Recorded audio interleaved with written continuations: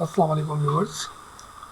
आज आप लोगों के लिए लेकर आए हैं कि एडटेक के अंदर जो वर्जन 1 वीडियो है उसके अंदर क्या क्या लिमिटेशन हैं, क्या क्या चीज़ें उसकी जो है उसके लिए उसके बेसिक फीचर्स क्या क्या हैं। जैसे कि आप लोग समझते हैं कि video 1 we have three kind of videos: V1, V2, V3. V1 is for basic videos and V2 जो है हमारे mid level videos हैं, like यू नो जिसके अंदर इंट्रोज वगैरह ऐड हो जाते हैं, कुछ करेक्टर एनिमेशंस वगैरह ऐड हो जाती हैं। एंड जो वीडियो 3 है, वर्जन 3 है, वो उसके अंदर बहुत हाई टेक, उसके अंदर होलोग्राम, कंपोजिटिंग, वो चीज़ ऐड होती है। तो आज हम डिस्कस करेंगे V1 के बेसिक फीचर्स नाउ। तो उसके लिए मैंने एक प्रेजेंटेशन तैयार की है। So let's move on to the presentation. V1 basic features, step by step guide. Now so the basic features are opening title, उसके अंदर ओपनिंग टाइटल होना चाहिए। बैकग्राउंड, कोई बैकग्राउंड हो, कोई 2D थ्रेड हो सकता है, 3D थ्रेड हो सकता है जिस पे कंपोजिट किया जा सकता है। Third one is clip animation. Clip animation वो जो हम एनिमेट करते हैं, जो कि हमें फुल स्क्रीन एनिमेशन बनानी है, जिसके बिहाइंड जो है वो नरेटर हो भी सकता है, नहीं भी हो सकता, या फुल स्क्रीन पे सिर्फ एनिमेशन चल रही हो। Fourth one is transition styles. हम लोगों को डिफरेंट ट्रांजिशंस जो होती हैं वो ऐड करनी है डिफरेंट सीन्स के अंदर, जो कि हम फर्दर डिस्कस करते हैं फिर आगे। Fifth one is editing style. हम कुछ एडिटिंग स्टाइल्स डिस्कस करेंगे जो हमारे अप्रूव्ड एडिटिंग स्टाइल्स हैं, वो एडिटिंग स्टाइल्स जो अप्रूव हो चुके हैं, एंड वो भी हम आगे देखते हैं। दैन हम लोग देखेंगे कंप्लीट वीडियो सैम्पल्स जो हम लोगों के अप्रूव किए गए हैं हमारे सुपरवाइज़र्स ने, और वो वीडियो सैम्पल्स जो अप्रूव्ड वीडियोज़ हैं उसके complete samples. Now opening title. Opening title maximum duration उसका 8 to 10 सेकेंड होना चाहिए, उससे एक्सीड ना करे। इनोवेटिव हो, आई कैचिंग हो, मीन्स टॉपिक डिफाइंड हो, जिस टॉपिक पे बात की जा रही है टॉपिक डिफाइंड हो। लाइक मैथमेटिक्स है तो मैथमेटिक्स के हवाले से उसका जो जो उसका टॉपिक चल रहा है उसी टॉपिक के हवाले से उसी तरह डिज़ाइन किया हुआ हो। उसके अंदर कोई टेक्स्ट एनिमेटेड हेडिंग होनी चाहिए जो रेलिवेंट हो टॉपिक से। लेट सपोज कि कोई थ्योरम है, एल्गोरिथम है, ज्योमेट्री है, वो आप लोग टेक्स्ट के थ्रू एनिमेट करके उसको जो है एनिमेशन करके उसको जो है वो इंट्रो को और इनोवेटिव बना सकते हैं।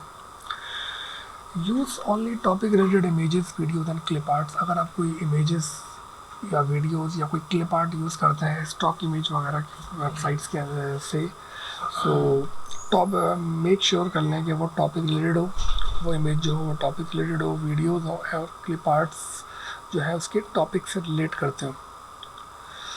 बैकग्राउंड एक बहुत बड़ा इम्पोर्टेंट एलिमेंट है। तो बैकग्राउंड जो है वो टॉपिक रिलेटेड हो, मीन्स कि उसके पीछे जो अगर लेट सपोज के मैथ्स है तो उसके पीछे कुछ न्यूमेरिक डिजिट्स आ रहे हो, कुछ जो है सिंबल्स आ रहे हो, लाइक इक्वेशंस आ रही हो। अगर केमिस्ट्री का है तो इक्वेशंस आ रही हो, और बायोलॉजी का है तो कोई DNA, उस टाइप की रेलिवेंट इमेजेस हो। और मेक श्योर कर लें कि वो बैकग्राउंड जो है वो एनिमेटेड हो। कुछ हम सैम्पल वीडियोस देख लेते हैं अपने टाइटल की एनिमेशन, जो हमारा जो ओपनिंग टाइटल होता है उसकी एक सैम्पल वीडियो देख लेते हैं।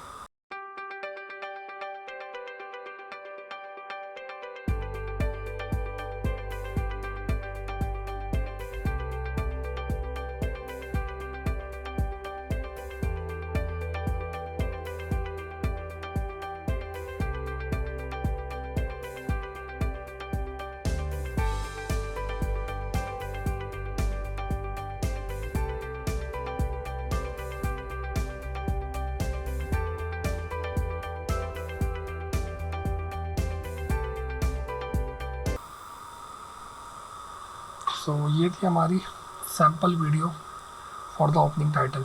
Move to the next point, background 2D sets. अच्छा, बैकग्राउंड 2D सेट्स किस तरह के हो सकते हैं, इसके पॉइंट्स हम डिस्कस कर लेते हैं।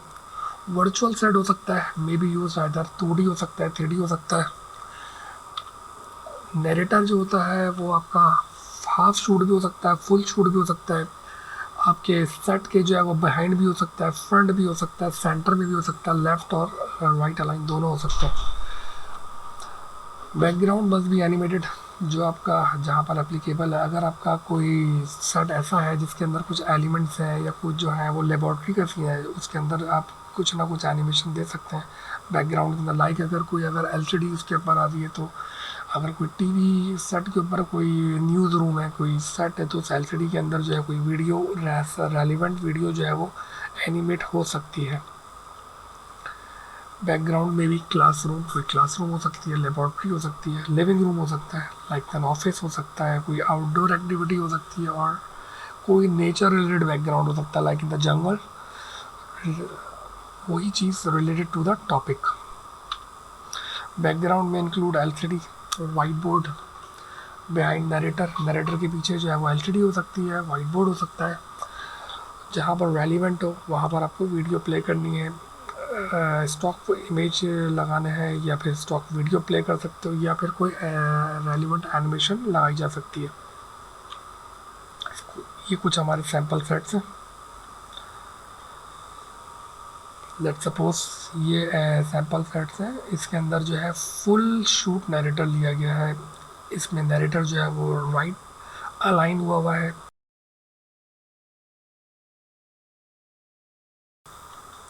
Move to the third point, जो कि क्लिप एनिमेशन है। मस्ट बी फुल स्क्रीन होना ज़रूरी है। नरेटर में भी ऑन द फ्रंट। अच्छा, उस क्लिप एनिमेशन के फ्रंट पे नरेटर हो सकता है, चाहे वो सेंटर अलाइंड हो, चाहे वो लेफ्ट अलाइन हो, चाहे वो राइट अलाइन हो। ये हो सकता है कि वीडियो क्लिप एनिमेशन के फ्रंट के ऊपर मे भी पॉसिबल कि नरेटर को हो भी सकता है और नहीं भी हो सकता है, कि दोनों आपके ऊपर बेस करता है। Select relevant topic related clips, means कि आपको जो एनिमेशन सेलेक्ट करनी है वो टॉपिक रिलेटेड हो। ऐसा ना हो कि जो है वो डिस्कशन हो रहा है आपका जो है एल्गोरिथम का, या फिर जो है वो किसी मैथ्स के रिलेटेड सब्जेक्ट का, और अपने वीडियो जो प्लेस कर दिया वो किसी बायोलॉजी से रिलेटेड जीन्स, या जो है वो डीएनए, या फिर जो है वो किसी लेबॉर्ट्री की। तो इसको मेक श्योर करें कि जो आपका जो क्लिप एनिमेशन है वो जो है टॉपिक रिलेटेड होने चाहिए। जनरली आफ्टर इफेक्ट्स यूज़ किया जाता है अगर हमें क्लिप को एनिमेट करना हो। सो मैं भी रेकमेंड करूँगा आपको कि प्रीमियर के ऊपर आप उसको प्लेस कर सकते हैं, उस क्लिप एनिमेशन को आपस में सीक्वेंस करने के लिए। बट जब उसको एनिमेट करने के लिए कहा है तो आफ्टर इफेक्ट्स जो है वो एक बहुत बेसिक टूल है और बहुत एफिशिएंट टूल है कि जब आप कोई भी क्लिप एनिमेशन को मेक कर रहे हो। एक सैम्पल वीडियो देख लेते हैं हमारी क्लिप एनिमेशन की।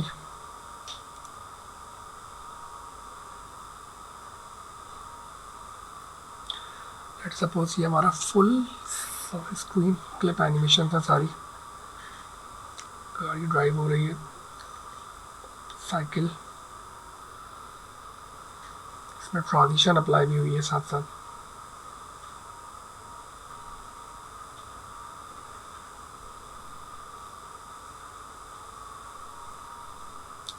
जैसे इसमें सीन क्लिप एनिमेशन के फ्रंट पे नरेटर प्लेस किया हुआ है।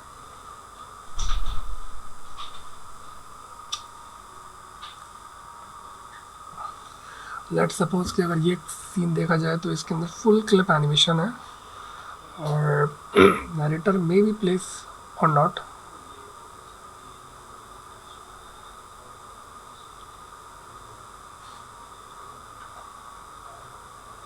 इस तरह के 3D सीक्वेंसेस भी लगाए जा सकते हैं, होलोग्राम टेक्नोलॉजी भी लगाई सकती है।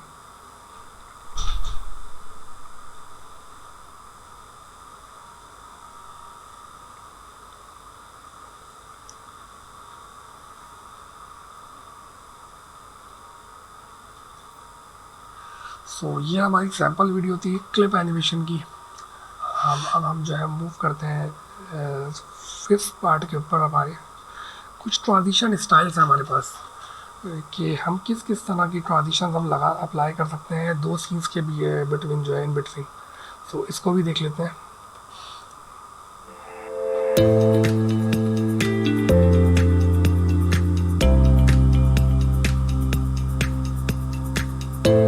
Audio Jungle.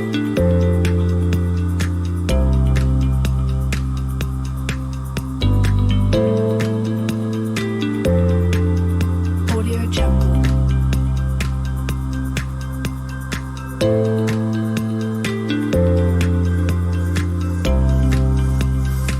Audio Jungle.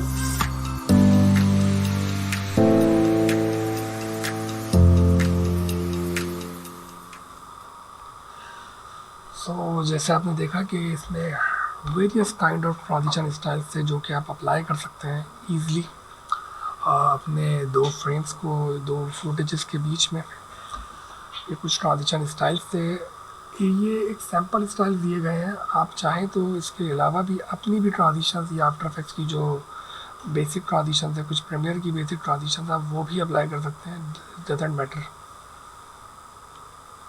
अच्छा, देन कुछ एडिटिंग स्टाइल्स हैं हमारे, जो वो एडिटिंग स्टाइल्स जो हमारे सुपरवाइजर्स ने अप्रूव किए हैं। तो मैं चाहता हूँ कि आप लोग वो भी एडिटिंग स्टाइल्स देखें कि उन स्टाइल्स को किस तरीके से फॉलो अप किया गया, जो वीडियो जो है वो इंटरेक्टिव इनोवेटिव बनी है और जल्दी अप्रूव हुई है। सो इसको भी प्ले कर लेते हैं।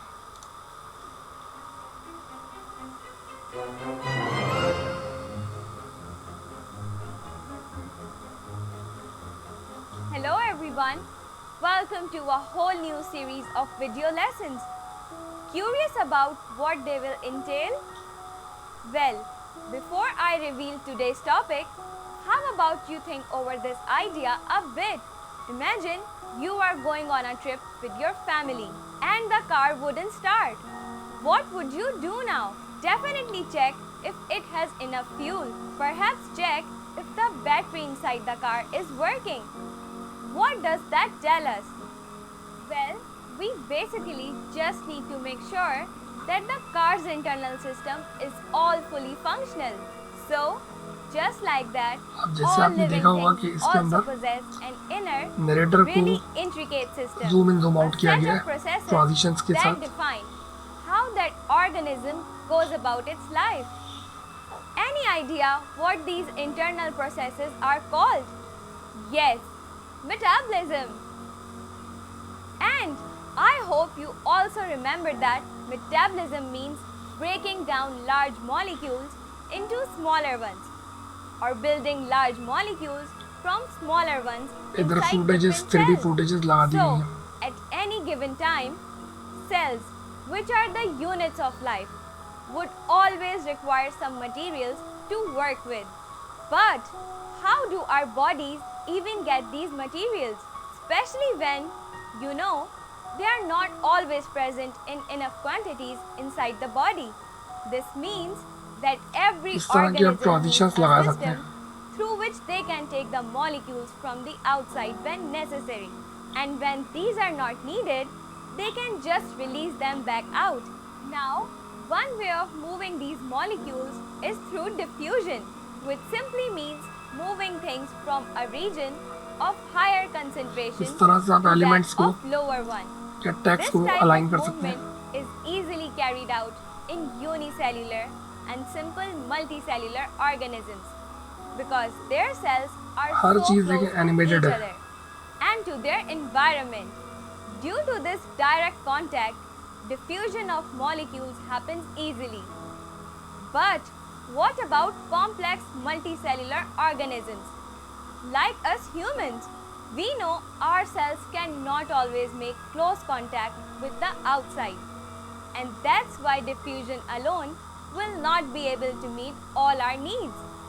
Primarily because it would take too long to transport the molecules in or out, even if they are just a few inches away.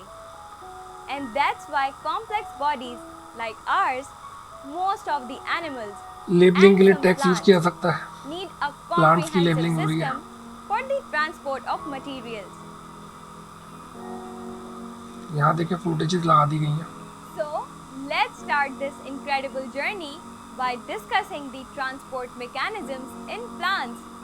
What do you think is that one thing without which life would not be possible at all?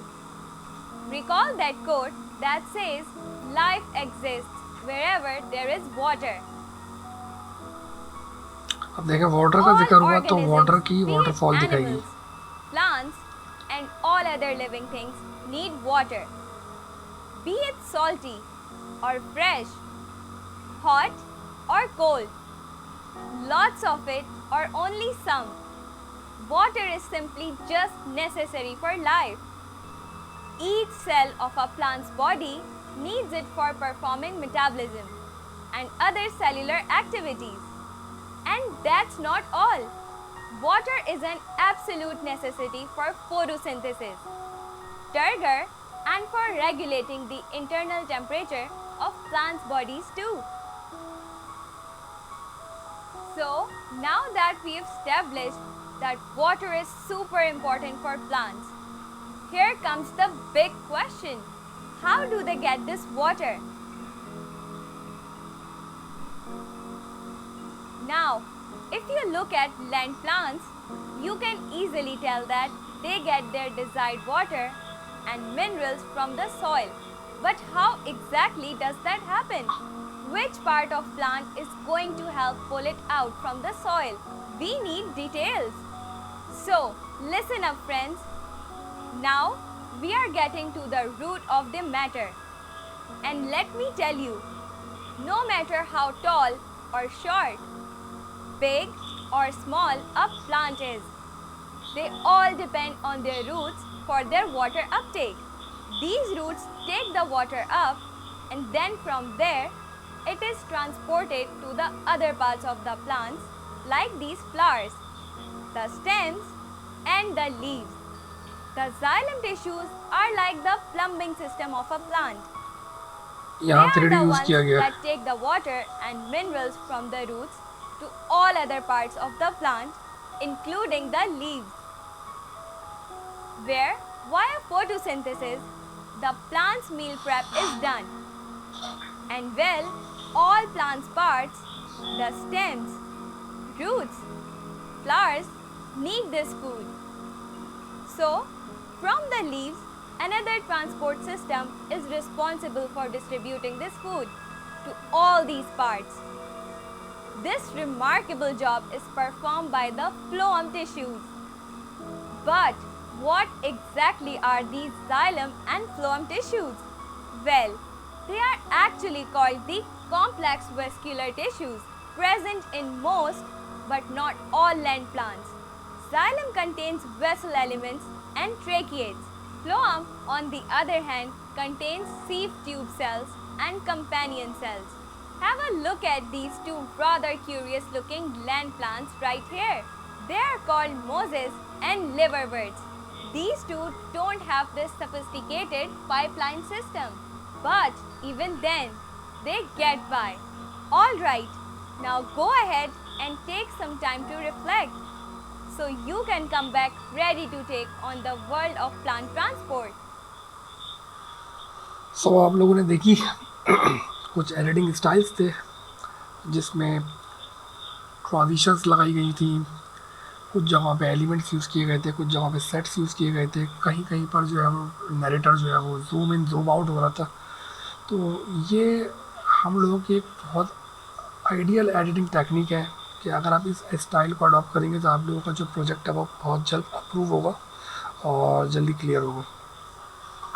Now कुछ हम हमारे complete video samples देख लेते हैं, जो हमारी पूरी जो वीडियो है जो आउटपुट होता है जो अप्रूव होती है, देन उसके कुछ सैंपल्स हम लोग देख लेते हैं।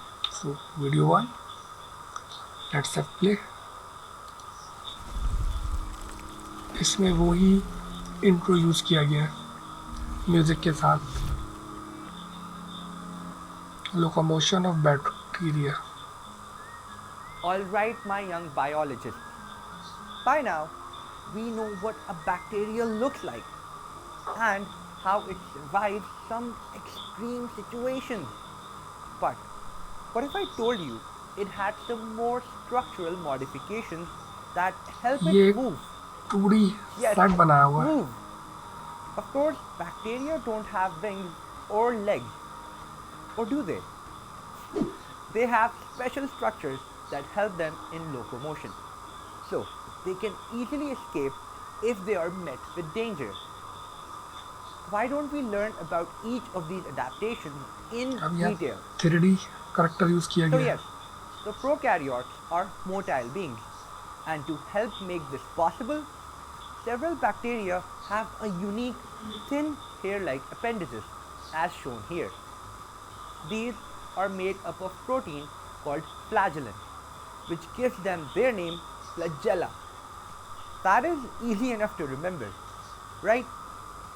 As you can see, these flagella originate from the basal body, just beneath the cell membrane, and extend all the way outside of the cell wall. We can classify bacteria on the basis of the presence or absence of these flagella, their pattern of attachment, and the number of these flagella into different taxonomic groups. Based on this, the first class of the taxonomic group includes those bacteria that are non-motile and have no flagella at all, classified as Atricus. Cocci can be an example of this, as they very rarely have flagella. On the other hand, when single polar flagellum is present, then this condition is known as Monotricus.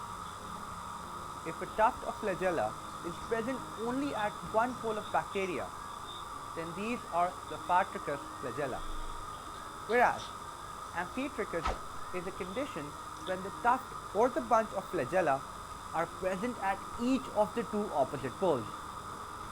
Finally, if flagella surround the whole cell, this is termed as Peritricus. Most of bacilli and spiral-shaped bacteria have flagella. The interesting यहाँ thing पर is that stock footage these लगाई गई flagella है. are not just wandering around. In fact, these movements are very directional and specific. You see, bacteria are quite smart. Their flagella help them detect the nature of their surroundings and move in response to chemical signals. This type of behavior is called chemotaxis. Now, look closely at these motile bacteria. While flagella here are swimming around and propagating the bacteria forward, you will observe that there are other appendages smaller than the flagella that are not taking part in its locomotion. These appendages are hollow inside. They are non-helical, filamentous appendages made up of a special protein called pillin. The structure goes by the name of pili. And while not every bacteria has this protein, all gram-negative bacteria are lucky enough to have them. They are primarily involved in the mating process between the cells called conjugation process. Some bacteria also use them for the means of attachment to various surfaces. How? Aren't bacteria so cool? So, my young friends, there is something that has been on my mind ever since we started studying about bacteria. And since I love cliffhangers, I am going to leave you to wonder what is it. And I'll tell you in the next video. Okay, अब आपने ये video देखी तो इसके अंदर बहुत सारी जगहों पे एलसीडीज़ के अंदर जो है 2D एनिमेशन भी यूज़ हुई हैं और स्टॉक फुटेज भी यूज़ हुई हैं. बैकग्राउंड जो है वो भी स्टैटिक नहीं था उसके अंदर, जैसे कि ये फ्लास्क रखा था, इसके अंदर लिक्विड जो है वो एनिमेट हो रहा था. सो इस तरह से हम लोग जो है वो अपना बैकग्राउंड जो है वो एनिमेटेड रखना है.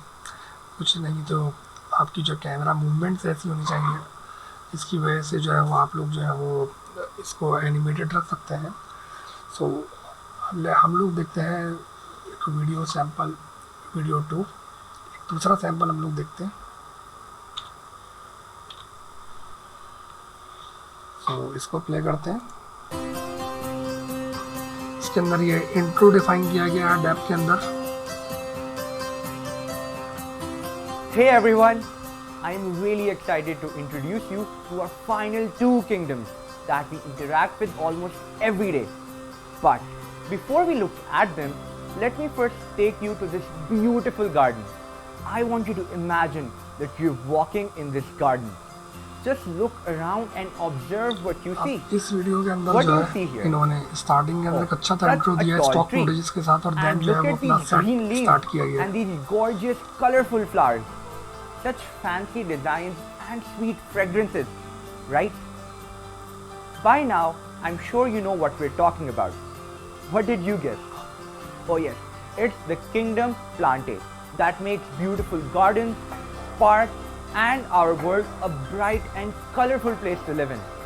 What makes this kingdom even better is that it gives us yummy, आप एक ये delicious ट्रांजिशन भी यूज fruits कर सकते हैं. and अच्छा vegetables to element enjoy. Use किया गया है कि पीछे All ब्लर right, कर दिए. let's have a quick look DNA at दिखाया some गया of their general characteristics. Just like Kingdom Protista, fungi, and Animalia, Kingdom Plante is eukaryotic because of the presence of the nuclear membrane. And they are exclusively multicellular, just like Kingdom Animalia. But why don't we categorize them as animals? Come on, you know this.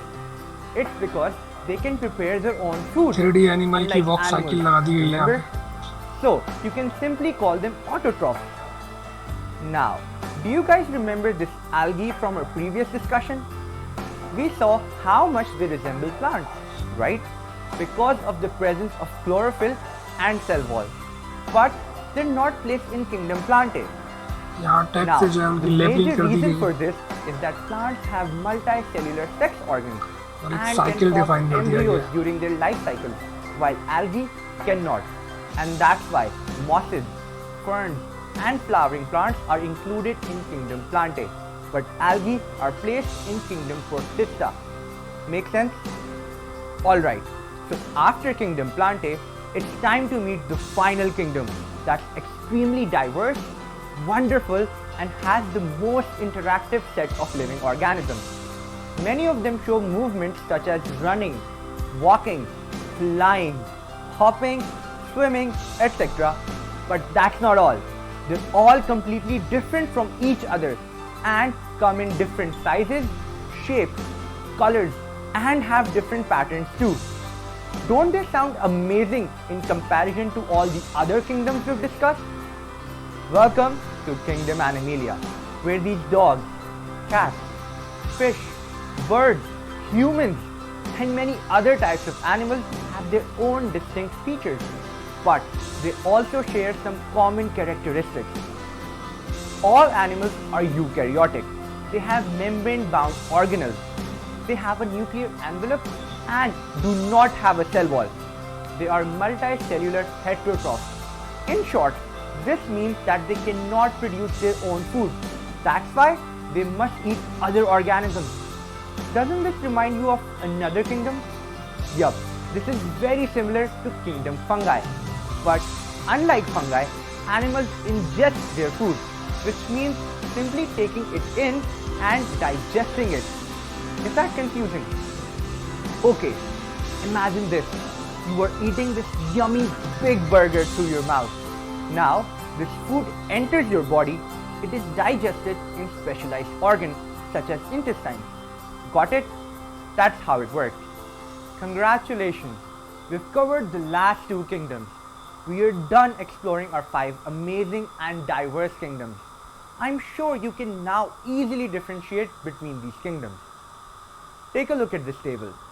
In it, you can easily find the characteristics of the 5 kingdoms.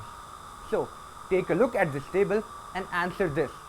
How many groups will you get if you have to divide these 5 kingdoms on the basis of cell type? Focus on the first column. Yes, you are going to get 2 groups. One group is going to be the prokaryotic group with Kingdom Monera exclusively, while the other group will be the eukaryotic group with the 4 remaining kingdoms: Plante, Protista, Fungi, and Animalia. So basically, you can use this table for not only distinguishing each kingdom from the other, but also you can make further divisions on the basis of common characteristics. So, go ahead, and see how many more groups you can make. On that note, I wish you good luck, and let's meet next time with another video lesson. Take care everyone. हाँ, तो आप लोगों ने ये video देखी, 2 samples आप लोगों ने वीडियो के देखे. So now move to the next point. Okay, video library. जो आप लोग स्टॉक फुटेजेस वगैरह उठाते हैं या आपको उठानी है, वो हमने लिमिट की हुई है. जो हम लोगों ने एक सब्सक्रिप्शन ली हुई है जिस वेबसाइट के थ्रू आप उनकी सैम्पल फुटेज और वो स्टॉक फुटेज यूज़ की जा सकती हैं, आपको परचेज़ करके दी जा सकती हैं. वो है, ये वेबसाइट है elementsthoughtinwater.com, जिसका स्क्रीनशॉट जो है वो शेयर किया हुआ है.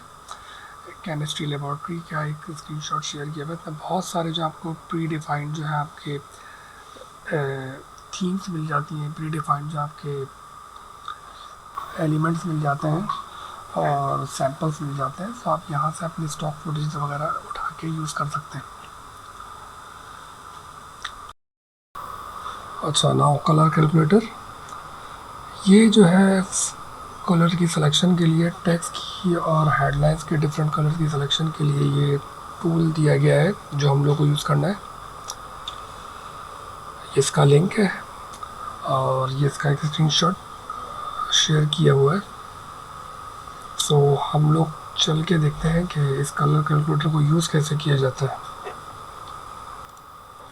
सो ये हमारा एक session.edu का कलर कैलकुलेटर है. इसमें हम जो है एक बेसिक कलर जो है वो जो लेट सपोज़ कि हमें अगर बैकग्राउंड दिया गया है, ग्रीन बैकग्राउंड दिया गया है, सो उस ग्रीन बैकग्राउंड को अगर उसका ऑल्टरनेट कलर अगर हमें चाहिए हो कलर डी के अंदर, तो हमें बहुत सारी हारमनी चूज़ करने के लिए दी गई हैं. लेट सपोज़ के कॉम्प्लीमेंट्री, जैसे कि इसके अंदर आइकन में दिख रहा है कि बिल्कुल एडजेसेंट कलर उसका लिया गया है.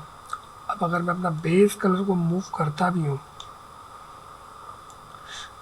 तो उसका एडजेसेंट कलर मुझे दे देगा बिल्कुल. Then second one monochromatic. Monochromatic जो है वो इस कलर से चल रहा है. मोनोक्रोमैटिक अगर मैं इसका यहाँ पे लेट सपोज़ कि मैंने अगर रेड टोन को दिया है और मैंने इसका मोनोक्रोमैटिक दे दिया है, तो जैसे कि इसका आइकन में दिख रहा है कि उस कलर को लिया गया है, तो उस चीज़ से हम लोग मोनोक्रोमैटिक ले सकते हैं. ठीक है. Now third one is analogous. Analogous जो है वो हमारे 3 उसके जो है वो कलर पॉइंट्स हमें दे रहा होता है एडजेसेंट कलर्स के. और दैन हमारा आता है स्प्लिट कॉम्प्लीमेंट्री. लेट सपोज़ कि मैंने अपना बेसिक कलर जो है वो ग्रीन दे दिया है और नाउ स्प्लिट कॉम्प्लीमेंट्री, तो ये मेरा जो है कि स्प्लिट कॉम्प्लीमेंट्री जो है उसने 2 एडजेसेंट डिफरेंट टोन के मेरे कलर दिए. दैन आता है हमारे पास ट्रायडिक. ट्रायडिक बिल्कुल जो है वो आपके तीनों जो है वो एडजेसेंट कलर होते हैं. लेट सपोज़ कि मैं अगर ग्रीन कलर सेलेक्ट करता हूँ तो मुझे ब्लू टोन दिखा देगा और एक रेड टोन दिखा देगा. ओके.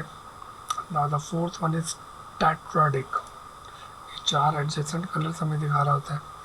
ये हमारा जो है वो लेवल्स हैं कलर्स के कि कितना कलर जो है वो डाउन और लाइट और डार्क हो रहा है. ठीक है. और ये हमारे 2 मोड हैं, red green blue and red yellow blue, RYB और RGB.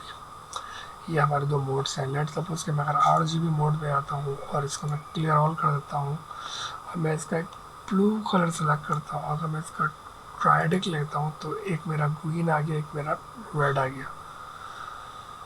यहाँ से मैं और कलर्स ऐड कर सकता हूँ, डिफरेंट कलर्स जो है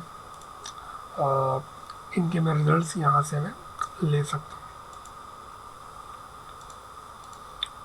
ओके. सो ये हम रेकमेंड करते हैं आपको कि इस कलर कैलकुलेटर को आप लोग यूज़ करें. सो आप लोगों को बहुत ज़्यादा हेल्पफुल टूल है ये. आप लोगों को बैकग्राउंड से टेक्स्ट हेडिंग्स और टेक्स्ट की कलर सिलेक्शन के लिए बहुत ही ज़्यादा हेल्पफुल टूल है. सो चलते हैं अगले पॉइंट की तरफ. Limitations from supervisor points. कुछ लिमिटेशंस हैं जो हमारे सुपरवाइज़र्स की तरफ से हाईलाइट की गई हैं, जो कि रिव्यू कर लेते हैं हम लोग. Focus on the animation rather than using stock footage images from websites. Animation किसी भी चीज़ को जो अगर आपको कोई जीडी की तरफ से, ग्राफिक डिज़ाइन की तरफ से वो डिज़ाइन मिला है तो उसको एनिमेट करने को ज़्यादा फोकस करें एज़ कम्पेयर टू किसी स्टॉक फुटेज को उठा के जो है वो आप उसको प्लेस करें। क्योंकि देखने में ये आया कि अगर आप लोग जो है स्टॉक फुटेजेस उठाते हैं तो उसके ऊपर रिसर्च करने में काफ़ी टाइम जो है वो यूज़ होता है एंड देन उसके बाद जो है वो जब आप लगाते हैं देन उसके बाद उसको गलत तरीके से इंटरप्रेट किया जाता है।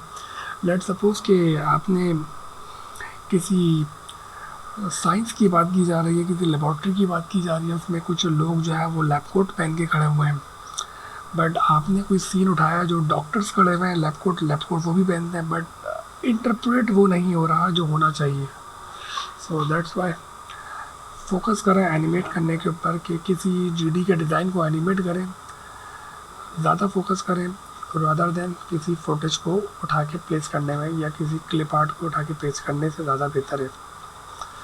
Use only full screen clip animation या स्टॉक फुटेज। अगर आप किसी फुल क्लिप एनिमेशन या स्टॉक फुटेज को यूज़ करें तो फुल स्क्रीन के ऊपर जो है उसको प्लेस करें। नरेटर में एंटर और एग्जिट फ्रॉम फ्रेम। नरेटर जो है वो अपीयर हो सकता है, डिसअपीयर हो सकता है फेडिंग के थ्रू। पोजीशन और स्केल के थ्रू जो है वो जा नहीं सकता कि बिल्कुल ही स्केल ज़ीरो हो जाए या फिर पोजीशन से बिल्कुल जो है वो स्क्रीन से ही बाहर चले जाए। सो इसकी थोड़ी सी लिमिटेशन है नरेटर के लिए। ऑल द ऑब्जेक्ट्स, कोई भी फ्रेम के अंदर जो जो ऑब्जेक्ट्स यूज़ हुए सब एनिमेट होने चाहिए, चाहे वो बहुत लोअर लेवल पर हो, बट एनिमेशन रिक्वायर्ड है। इसकी वजह ये कि कोई अगर पिक्चर भी लगाई गई है किसी करेक्टर की तो एटलीस्ट उसकी आई ब्लिंकिंग की कर दी जाए, या कोई अगर एलिमेंट लगाया गया है, ऑब्जेक्ट लगाया गया है तो उसको जो है वो वेब वार्प किया हुआ हो, एटलीस्ट कुछ ना कुछ उसमें मूवमेंट होनी चाहिए, वो डेड ना लगे। Hope you understand. आप लोगों को वीडियो 1 के फीचर्स समझ में आ गए होंगे। हम लोग वीडियो 2 के फीचर्स जो है वो दूसरी वीडियो में डिस्कस करेंगे मज़ीद एड-ऑन्स के साथ। So thanks for watching this video. अगली वीडियो के लिए अल्लाह हाफिज़।